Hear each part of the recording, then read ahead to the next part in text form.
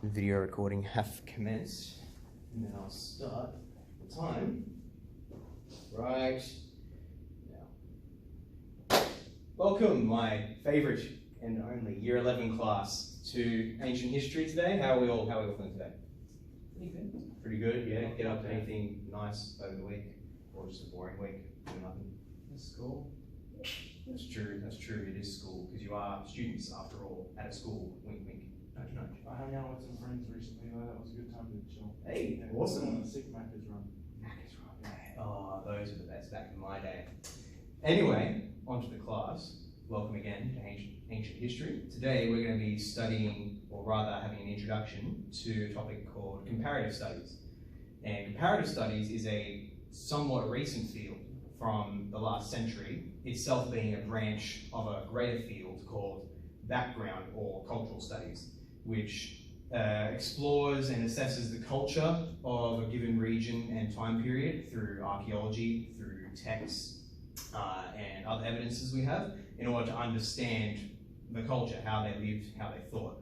Comparative studies specifically takes multiple texts from a certain period or geography, and compares them with one another in order to give us better understanding of what they're talking about. Say, for example, with common idioms. So we have that.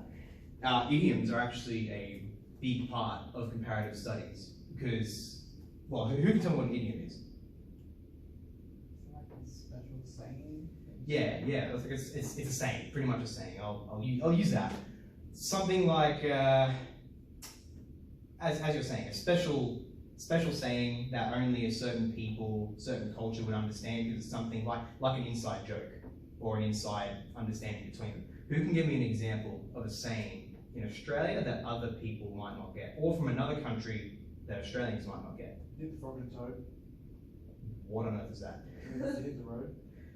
Ah, okay. What country is this from? Australia. This must be a Queenslander thing. Yeah. I'm not from Queensland. How's that not a Queenslander thing? Toad's a Queenslander. Well, hit the frog and toad. Yeah. Okay, there you go. So hit the frog and toad. If someone who wasn't from wherever the heck that's from heard that saying, what would you think? Hey man, Luke, hit the frog and toad. What would you think? Where? See, there you go. And that was what a saying or an idiom is. A little special saying that means something more than just what the words are.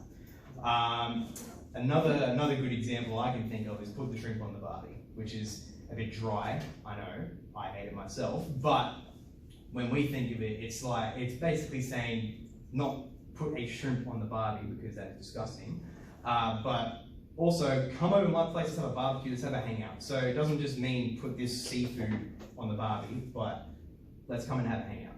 And that is a very important part of studying ancient texts, because they will have sayings that might mean one thing to us because we think we know the words, but actually to them means something completely different.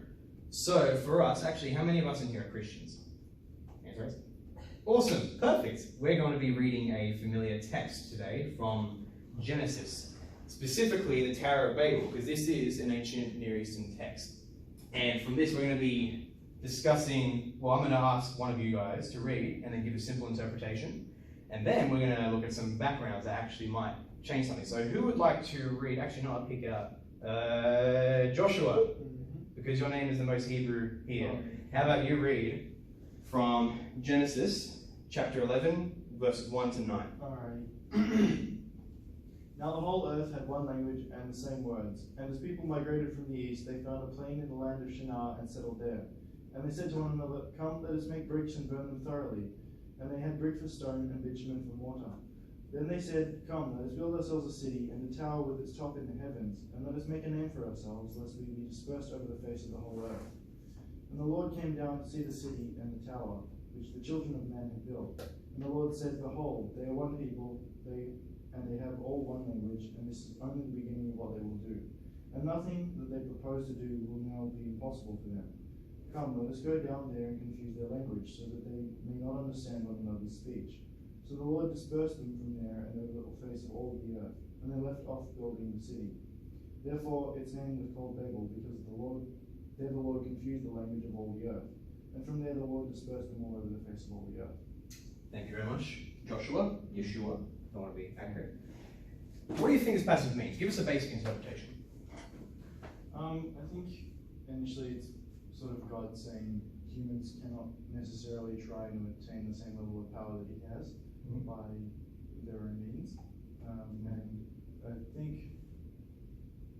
I think that's basically the main idea of it. Okay. I've heard some other people say that that's the nature and origin of languages in society, but I'm not sure. Okay. Sorry, I should have clarified. Not necessarily just the moral meaning, but just what's happening in the passage. Oh. Good. That's good. But anyone else? What else? What else are you seeing in the passage? What's happening there? Whoever's trying to rise up in the same power and try to be all the same, and then God's like. What about the tower? What do we think about the tower? How are they building this tower? Together. Yeah, they did it through men work altogether. And it's going to be a super tall tower, very tall, all the way up to the heavens. Things like that. All right. Now, we're going to now do a little bit of comparative study by considering an ancient Near Eastern concept known as, or at least some scholars call it, and I think it's the best name, the Great Symbiosis.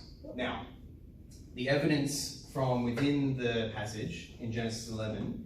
Please take your seat, Joshua. I'm just charging my device. Ooh, boy, that's a demerit point right there. Give me your diary at the end of the lesson. No, I'm kidding. You're good, Joshua. Now, from the evidence we have, the Tower of Babel is actually a ziggurat, because there is actually an idiom, an ancient Near Eastern idiom, in Genesis 11, which is with its top in the heavens.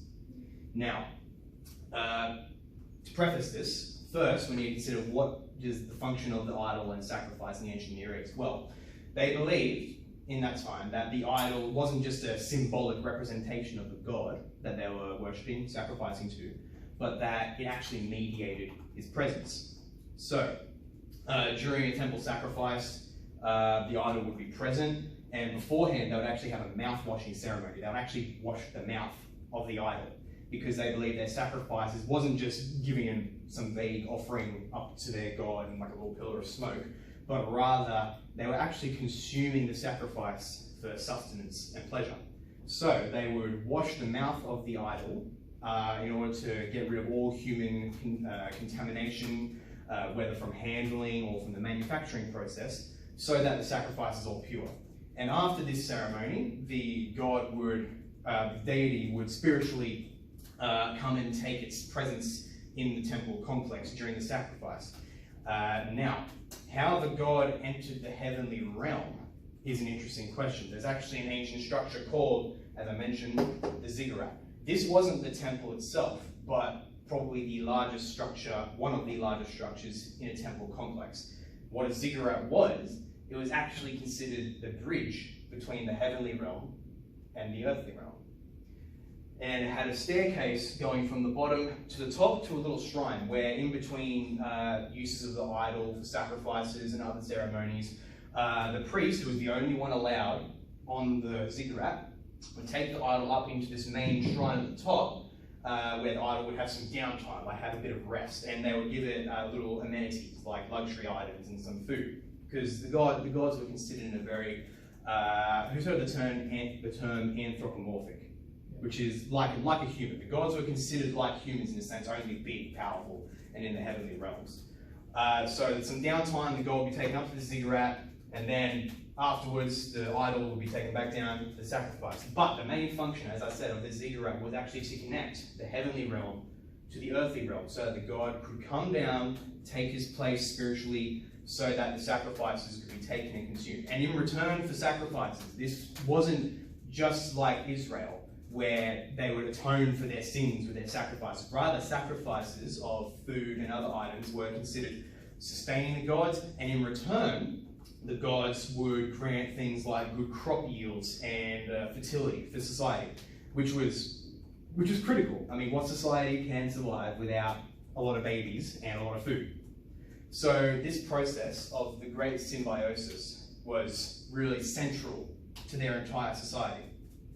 Actually, I forgot to continue mentioning about the idiom of the head in the heavens, or the top in the heavens.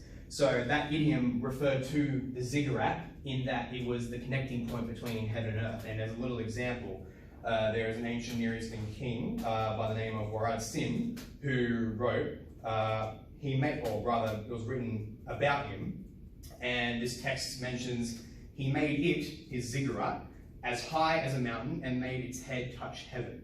On account of this deed, the gods Nana and Ningal rejoiced. May they grant him a destiny of life, a long reign, and a firm foundation. So, in light of that, in light of this understanding of what it means to have a head or a top in the heavens and the ziggurat system, give me another interpretation of the Tower of Babel in light of that. Anyone? They were trying to become the idol. Not particularly, not particularly. One, let's think about head in the heavens doesn't necessarily mean building up high, does it? Mhm. What does it mean instead? Like just building a bridge, right? Like, is that what you Mm-hmm. mean? Yep. Between like spiritual and Mhm. Yeah. Why? So they become spiritual beings from God? Not quite, not quite. Come on guys, I mentioned this. To meet God? Or Bring the gods down, alright. offer them sacrifices. Oh. Why? Maybe they were thinking they were trying to bring God down to the level or something like that. Ooh. And that's sort of not cool. To benefit themselves, to get Yeah, resources and stuff. Bingo. The Tower of Babel was condemned and destroyed by God, by Yahweh, not because it was building up into the clouds and super tall and they'd be crazy powerful because of that, but rather because it would bring God down to them, or at least they would attempt it. Put God in their pocket for all their own little benefits. In return, Yahweh scattered all the peoples in all different languages. How different is that to your normal understanding of the Tower of Babel passage? that actually makes sense. Mm. As opposed to the one where it was sort of like, okay, that sort of sounds a bit more like a metaphor of anything like that. It does, eh? I actually kind of thought that myself for a long time when I thought they're just building a super tall tower. Why does God hate that? I mean, I guess trying to reach the heavenly realm.